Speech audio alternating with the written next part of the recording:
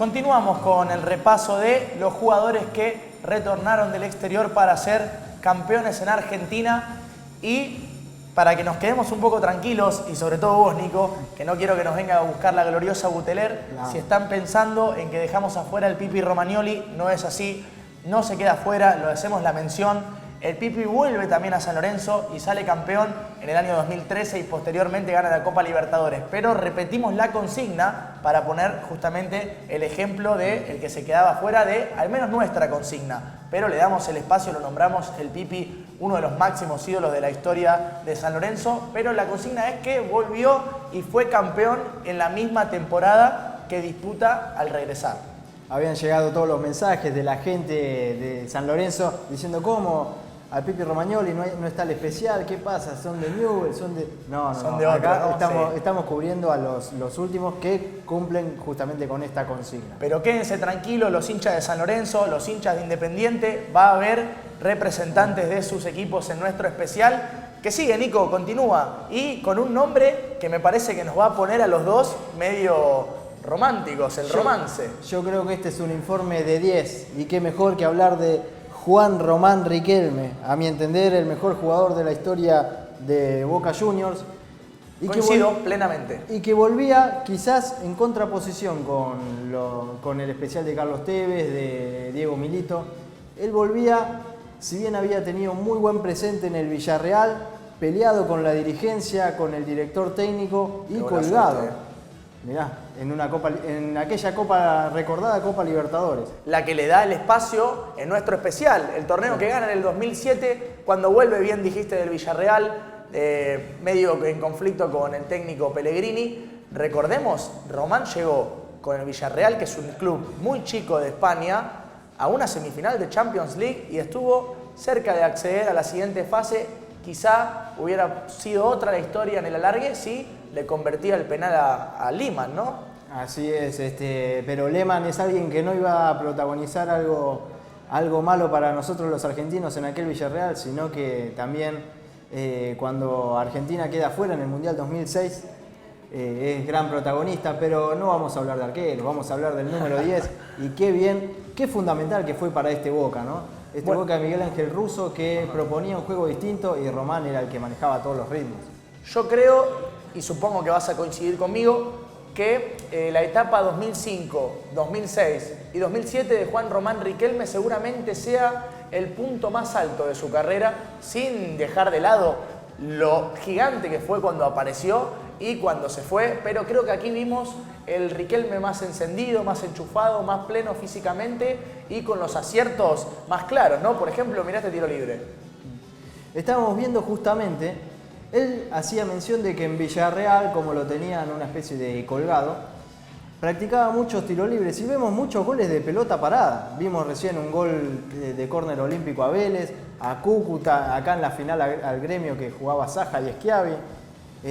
Un Román que tenía la pegada intacta. Bueno, y cuando el seleccionado argentino debuta en este año 2007 en las eliminatorias, se enfrenta a Chile y Román convierte 2 goles de tiro libre. Quizá le habrán funcionado esas prácticas, Nico, que estás comentando. Y la prensa más que nada cuestionaba porque Riquelme venía sin jugar en el Villarreal y Coco Basile, dándole un espaldarazo, agarra y lo vuelve a convocar para tenerlo entre los suyos. Y cómo le pagó Juan Román, ¿no? ¿Te acordás esta final con el pantalón amarillo? Sí, y las medias rayadas. Mirá acá ahora. Mirá este gol justamente con un gran socio de su carrera en el pase. Negro Ibarra. Hugo Benjamín Ibarra. Y mirá, qué golazo. Saja todavía está pidiendo por favor un poco de piedad porque Riquelme le hizo 3 goles en una serie que terminaría 5-0. Creo que es la diferencia más abultada de la historia de las finales en la Copa Libertadores. Y justamente también de la forma que ganó aquel Boca, ¿no? Porque era un mediocampo con muy buen juego, con Pablo Ledesma y Nery Cardoso por los costados, Ever Banega de 5, la dupla Palacio y Palermo muy afianzada y aceitada. Pero faltaba ese titiretero que maneje todos los hilos del equipo. Y Román lo cumplió de muy buena forma. Cuando había vuelto contra Rosario Central, Boca empata en la Bombonera y decían del césped alto, de que no estaba en una buena forma física, que los dólares, que esto. Román después hablaba dentro de la cancha.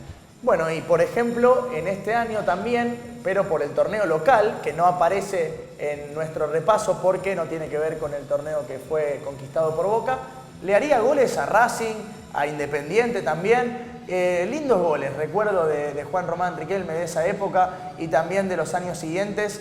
Como bien decimos, sin duda el mejor jugador de la historia de Boca Juniors. Por lo menos para nosotros, seguramente van a venir hinchas más veteranos a darnos un cachetazo y decirnos, ustedes no lo vieron jugar a Ratín. Es cierto, pero igual nos quedamos con Juan Román Riquelme como el gran baluarte de Boca Juniors y sobre todo en esta Copa Libertadores que a mi entender la ganó Boca gracias al retorno de Juan Román Riquelme. Sí, yo creo que sin lugar a dudas fue el estandarte. Y tenemos que indudablemente hacer referencia al liderazgo, ¿no? Porque tanto Tevez como Milito, como Juan Román Riquelme en esta situación, son líderes que van marcando el rumbo, que se ponen el equipo en el hombro y que incluso también están en esos detalles del plantel, del manejo, del vestuario, las cosas que uno no ve, pero después en la cancha se ven reflejadas y de qué forma. Exactamente, por ejemplo, hablabas de manejos de vestuario y cuando se hablaba de que tenían problemas con Martín Palermo, después salían a la cancha y decían, estos tienen problemas. Es una cosa impresionante, venía el pase de Román en la cabeza de Palermo en el lugar exacto para que entre la pelota pegada al palo y así infinidades de jugadas que realmente nos han deslumbrado durante casi 15 años, no sé cuántos años exactos fueron que disputaron en sociedad Román y Palermo la dupla de ataque de Boca Juniors, seguramente la mejor de la historia también porque Palermo es el máximo goleador de la institución Ceneice. Así es, cabe destacar el profesionalismo de ambos, ¿no? Porque quizás dentro de la cancha eran los hermanos, como bien lo decía Román y también lo decía Palermo. Fuera de la cancha y podés tener, en todos los grupos se genera que tenés más afinidad con uno, con otro. Lo importante es después destacar el profesionalismo y que eran los dos ganadores. Y cuando se juntan y se combinan esas características, después se ven estos resultados, ¿no? Bueno, Juan Román Riquelme es el primero de nuestro especial que abandonó el fútbol para la actualidad. Se retiró el año pasado en el Club Argentino Juniors, donde se formó, ¿no? Como futbolista, donde hizo inferiores. Y actualmente, como él dice, se dedica a relajarse, a comerse un asadito y, ¿por qué no?, a verse en nuestro especial, quizá. Así es, sabemos que debe seguir mucho la secta Sport. Aparte, mi Twitter es @GomezNico10. Román, los 10 nos tenemos que entender, tenemos que tirar pared. Perfecto. Juan Román Riquelme, un fetiche futbolístico de mucha gente. Continuando con el especial, ahora aparece otro más de los que a mí me encantan. Personalmente, un jugador que cuando tenía la pelota en el pie nos deslumbraba a todos y nos hacía sentir que es lindo ver el fútbol. Son unos pases vistosos, espectaculares los que realizaba la brujita, Juan Sebastián Verón. Bien, Nico, Verón volvió en el año 2006 a Estudiantes de La Plata, procedente del Inter, como Diego Alberto Milito también, y ganó el torneo local que dirigía en ese momento al Club Pincharrata el Cholo Simeone. Diego Pablo Simeone, ni más ni menos, era el técnico, haciendo sus primeras armas. Y también es importante remarcar de que Roberto Mancini le quería renovar en el Inter a Juan Sebastián Verón y lo veía fundamental para el esquema y el andamiaje de su equipo. No es que Verón había jugado en equipitos, claro.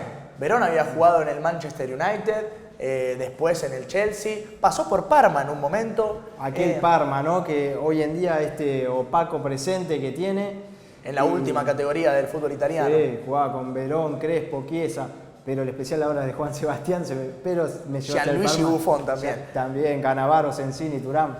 Bien, hablando plenamente de Juan Sebastián Verón y ahora vamos a empezar a ver sus jugadas.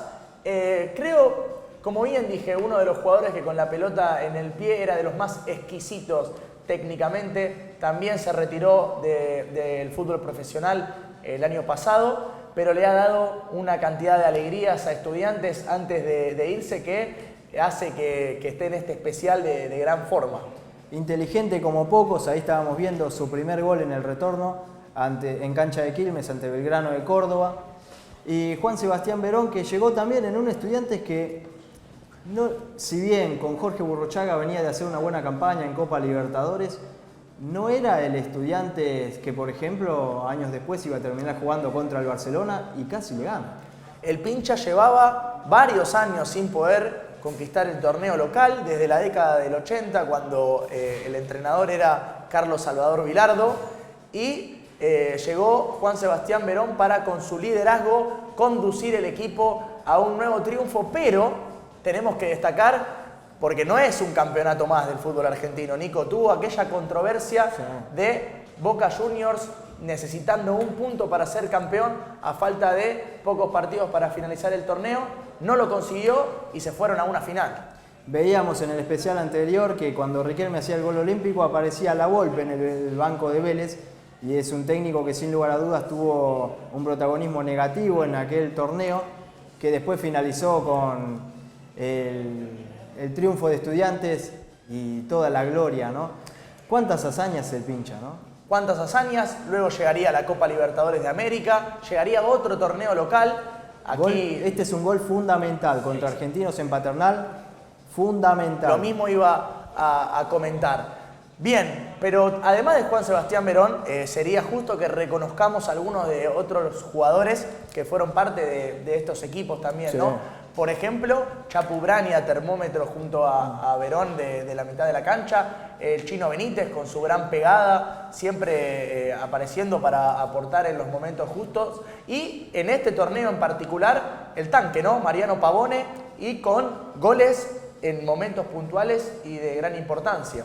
Mira, a la gente de Pincharrata le gusta mucho la estadística, el dato, así que también, ¿por qué no repasarle la formación? Era Andújar, Angeleri, Alayes, Ortiz, Pablo Álvarez, que le termina ganando el puesto a Casierra, Galván, Braña, Verón y José Sosa, y arriba Calderón, que juega como mediapunta y la gente reclamaba cómo van a sacar a Calderón del área, y Pavone como referente de área. El Príncipe Sosa convierte el primer gol de la final ante Boca de tiro libre. Le pega de tiro libre en un equipo que jugaba Verón.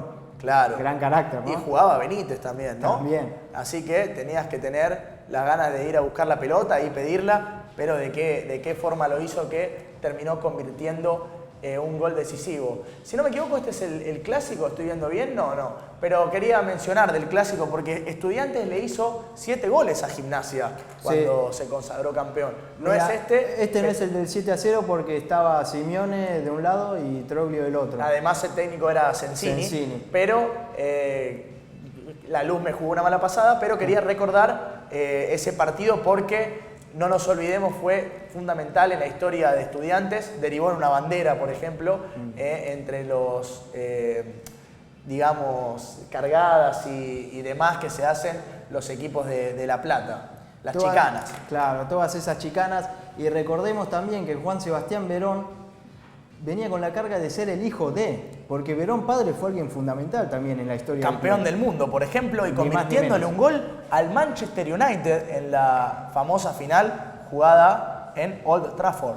En Old Trafford, donde después justamente también desembocaría a su hijo y contaba que en las paredes veía el nombre de Verón padre y se le ponía la piel de gallina.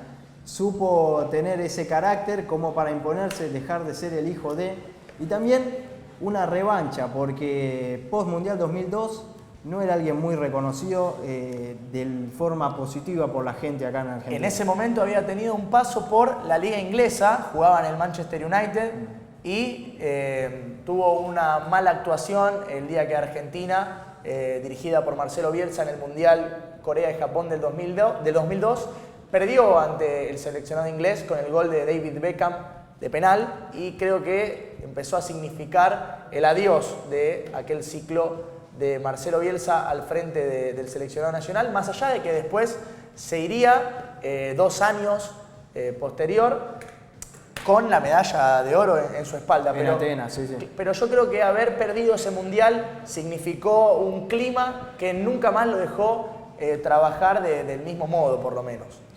Después Juan Sebastián Verón hacíamos mención, y es muy importante destacar esto, que llevó a Estudiantes de La Plata, a jugar contra el Barcelona, aquel Barcelona de Pep Guardiola, de Messi. Está bien que en ese partido faltaba Iniesta, pero estuvo al borde de ganarle. A 2 minutos. Como estandarte.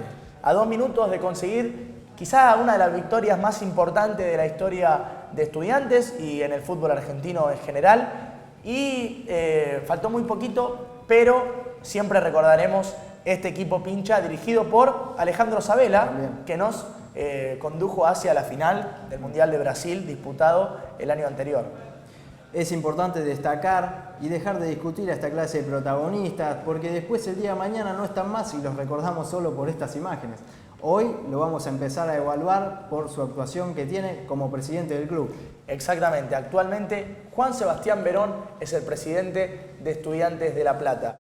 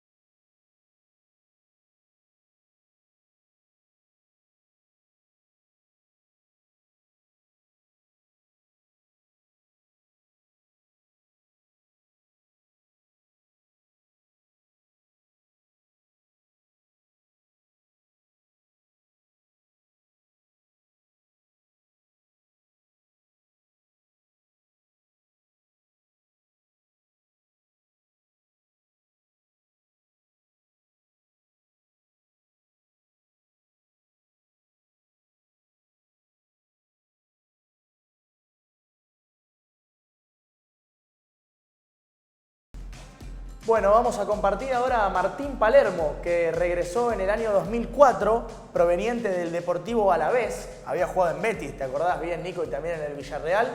Y regresa a Boca Juniors en este 2004 para consagrarse campeón de la Copa Sudamericana del mismo año, que significó el primer título sudamericano de Boca. Luego llegaría otro al siguiente año, en el 2005.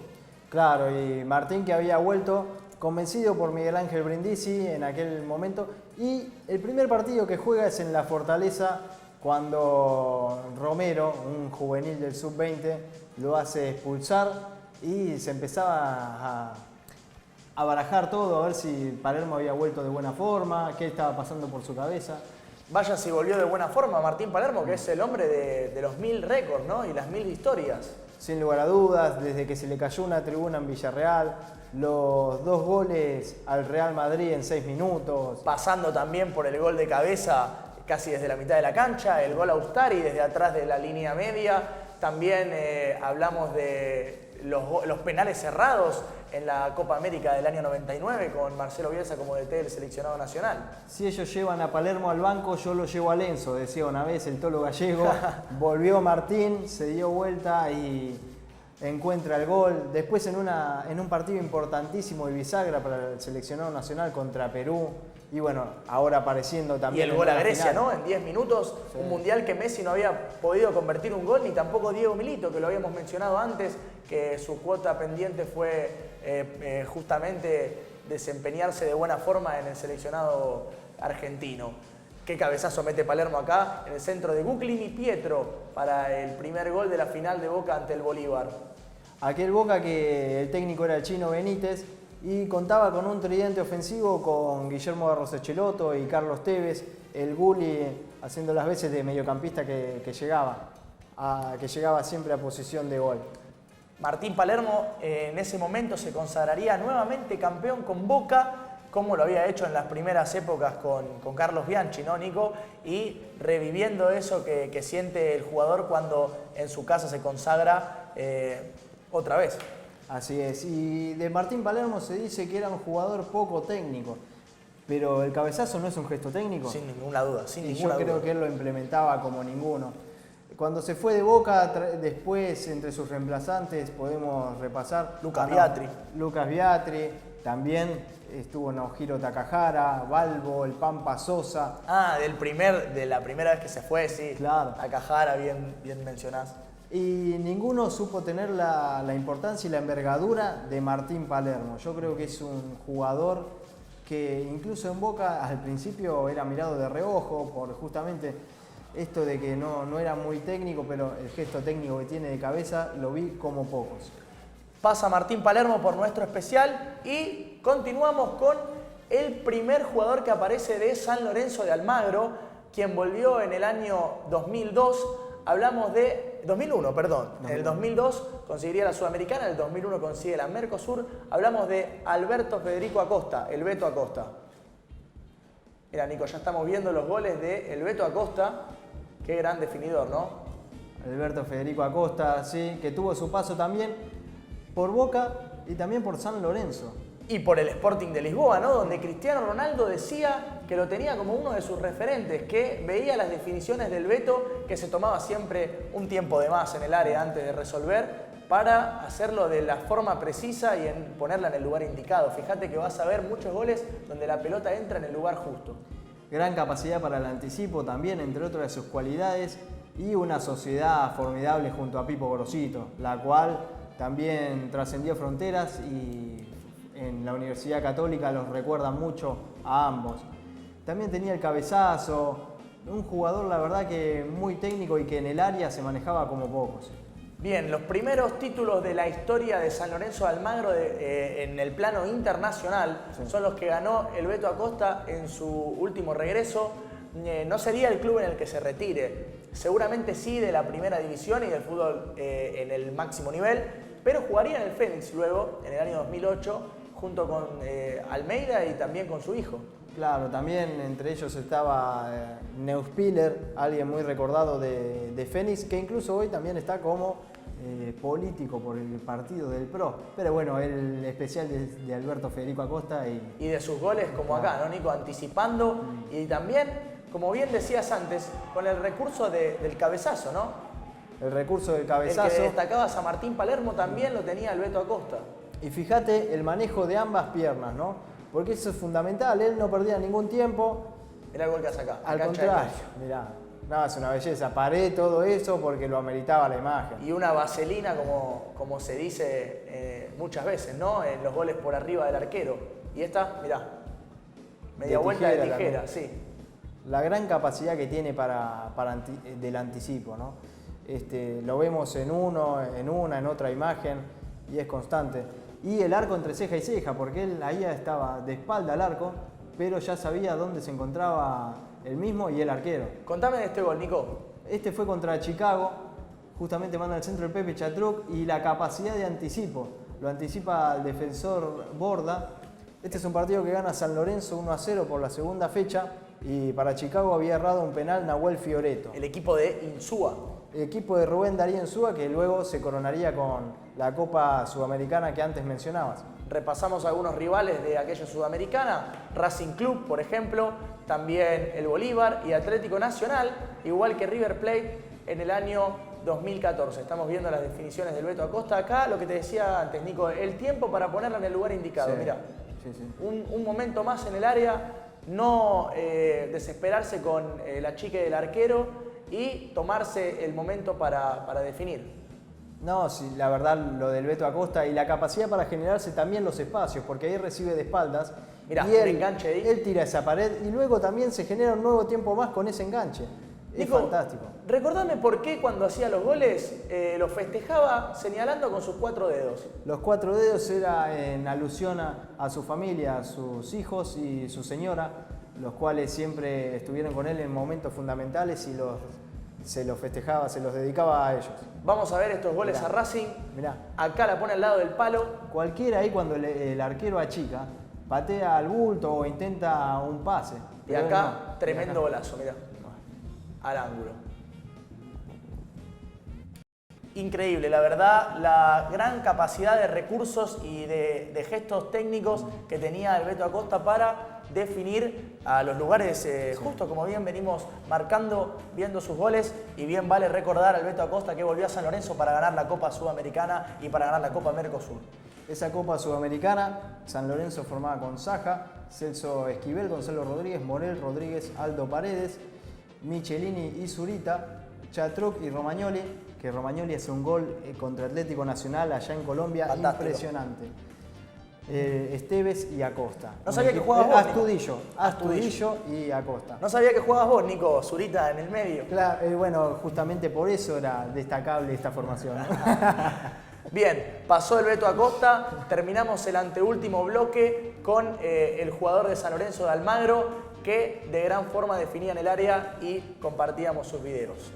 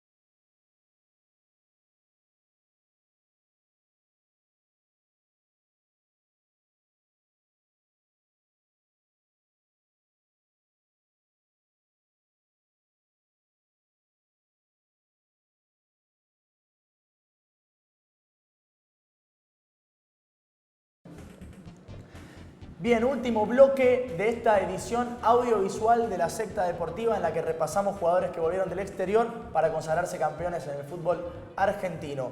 Y ahora vamos a pasar a un jugador que representa el fútbol en su máxima expresión en el club rosarino, Rosario Central. Rosario Central, un baluarte cuando Central había descendido, no solo en el ascenso, sino también en primera división. Estamos hablando del negro Palma, Omar Palma. Mirá qué gol que saca el negro Palma. El fútbol de Central más el genio de Palma, lo que escribían en la televisión. Bueno, Palma venía del Veracruz de México, llega a Rosario Central en el año 95 y gana la Copa Conmebol.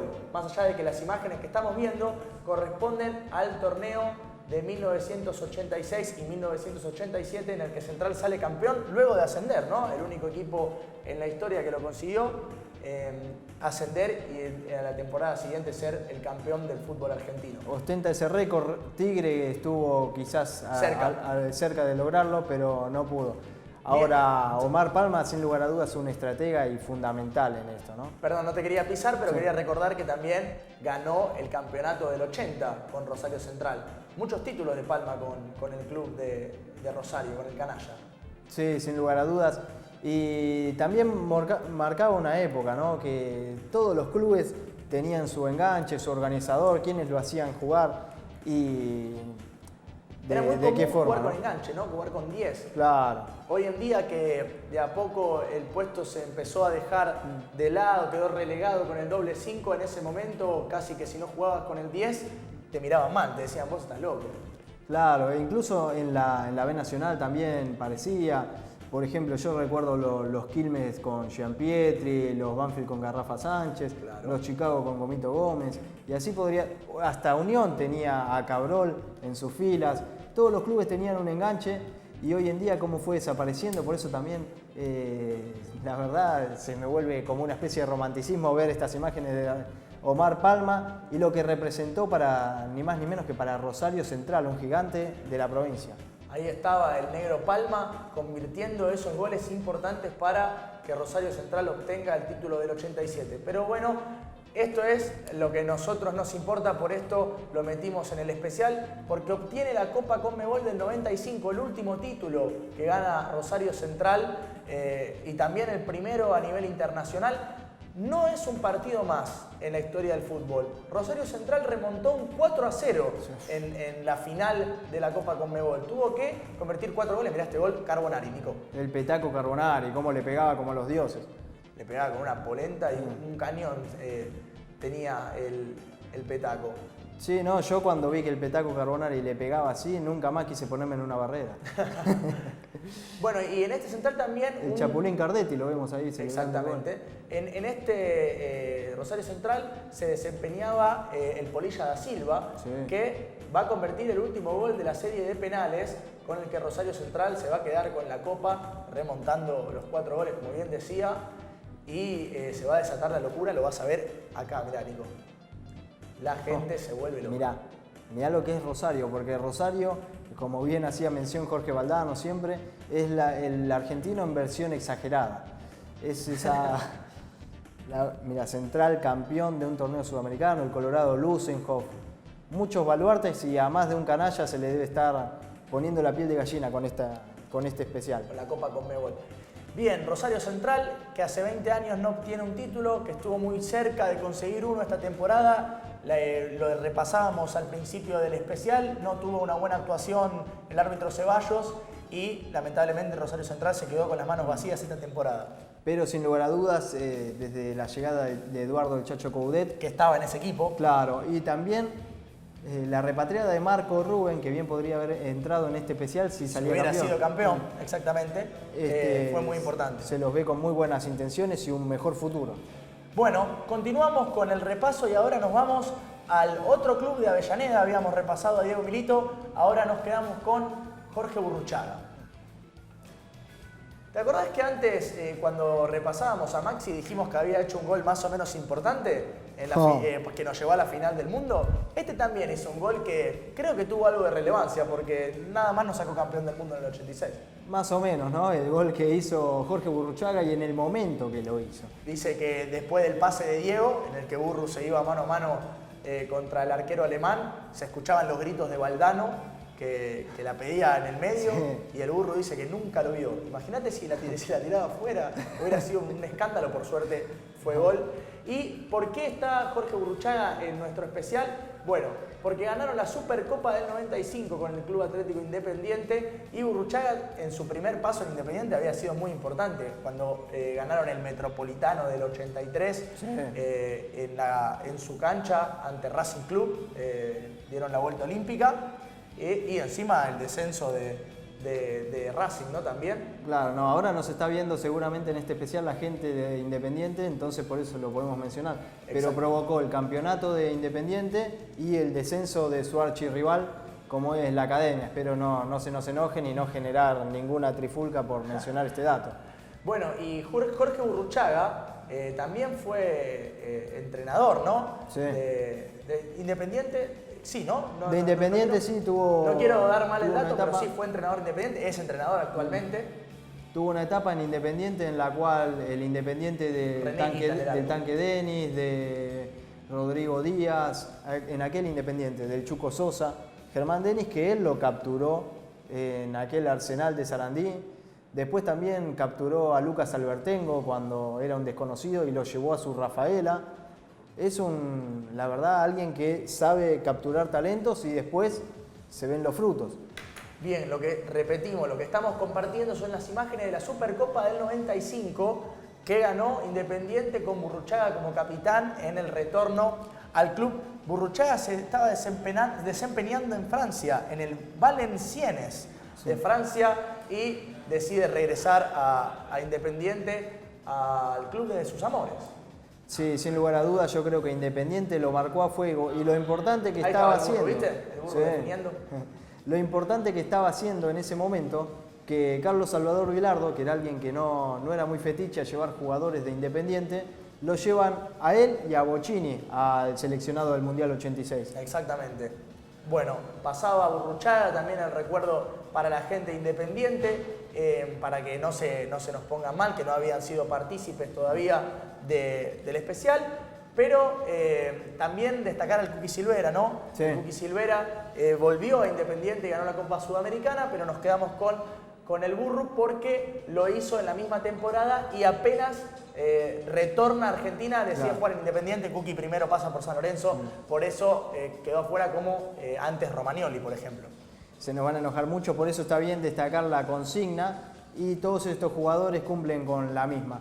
En este caso Burruchaga, y qué mejor que destacarle, hizo un gol en la final del mundo. Cuando nosotros soñamos jugar un partido en primera, sí. sin goles, jugar un partido en primera. Sí.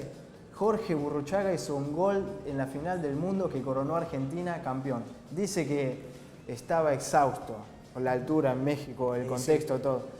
Llega, se arrodilla, lo ve al Checho Batista con la barba. Parece que estaba viendo a Jesucristo.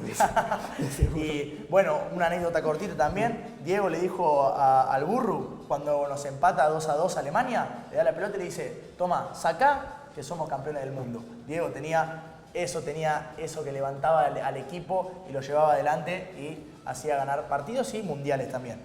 Continuamos. Repasamos uno de los príncipes, Diego Milito al principio. Sí. Ahora el primero le dijeron el príncipe, Enzo Francescoli. Era el Enzo, Nico. Alguien fundamental que ahora se está